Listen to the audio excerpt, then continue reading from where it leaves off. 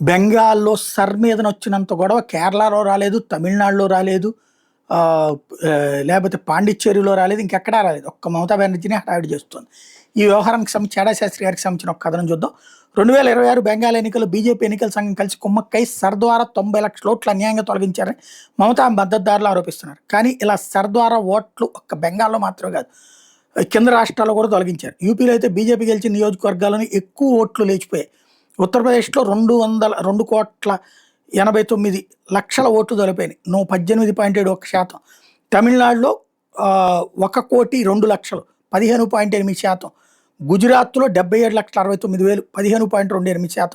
బెంగాల్‌లో 89,00,000 12%. బీహార్‌లో 68,66,000 8.7%. మధ్యప్రదేశ్‌లో 45,11,000 7.86%. రాజస్థాన్‌లో 44,28,000 8.1%. కేరళలో 24,62,000 8.84%. అంటే పై డేటా చూస్తే బెంగాల్ కంటే ఉత్తరప్రదేశ్, తమిళనాడు, గుజరాత్‌లో చాలా ఎక్కువ శాతం తొలగించబడ్డాయి. కానీ ఆ రాష్ట్రాలు ఏవి బెంగాల్ రాష్ట్రంలాగా ఎన్నికల సంఘాన్ని సర్ మీద ఇంతలాగా విమర్శించలేదు. ఎందుకంటే ఆ రాష్ట్రంలో బెంగాల్ లాగా జస్ట్ ముందు సంవత్సరాలు 75,00,000కి పైగా ఓట్లు సడన్గా పెరగలేదు.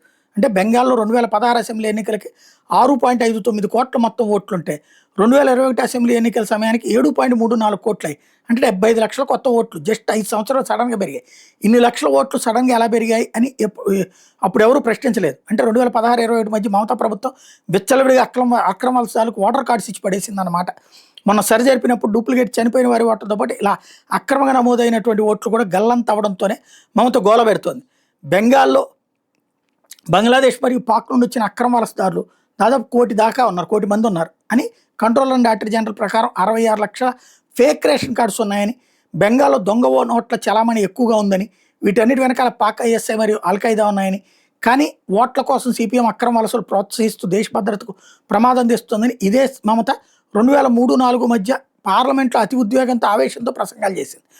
అప్పుడు అధికారంలో ఉన్నది సిపిఎం కాబట్టి మమత ఈ ఆరోపణలు అన్ని సిపిఎం మీద చేసి ఎప్పుడో 2003-4 అంటే 22 సంవత్సరాల కిందటే బెంగాల్లో పరిస్థితి ఎంత దారుణంగా ఉందని తెలిసిన మమత అధికారంలోకి వచ్చాక ఆ పరిస్థితి సరిదిద్దే చర్యలు ఏమైనా తీసుకుందా? లేదు. పైపెచ్చి అదే ఓట్ బ్యాంక్ కక్కుర్తితో దేశ భద్రత పణంగా పెట్టి సిపిఎం కంటే ఎక్కువ అక్రమ వలసలు ప్రోత్సహించి వాళ్ళకి రేషన్ కార్డ్స్, ఓటర్ కార్డ్స్, ప్రభుత్వ పథకాలు, ఆఖరికి ప్రభుత్వ ఉద్యోగాలు కూడా కట్టబెట్టే పరిస్థితి తీసుకొచ్చి అక్రమ వలసదారులు ఓట్ల కోసం ఎంత కక్కుర్తి అంటే బంగ్లాదేశ్ను అక్రమ వలస తగ్గించడానికి అని ఫెన్సింగ్ వేద్దామని బీఎస్ఎఫ్ అనుకుంటే సంవత్సరాలు మమత బెంగాల్ ప్రభుత్వం ఆ భూమిని బీఎస్ఎఫ్కి ఇవ్వలేదు. ఆఖరి కేంద్ర ప్రభుత్వం కలకత్తా హైకోర్టుకి పోతే మన మార్చి 31లోగా భూమి అప్పచెప్పాలి, దేశ భద్రత రాజకీయాలు వద్దని హైకోర్టుని మమతా బెనర్జీ సర్కార్ని హైకోర్టు మందలించింది.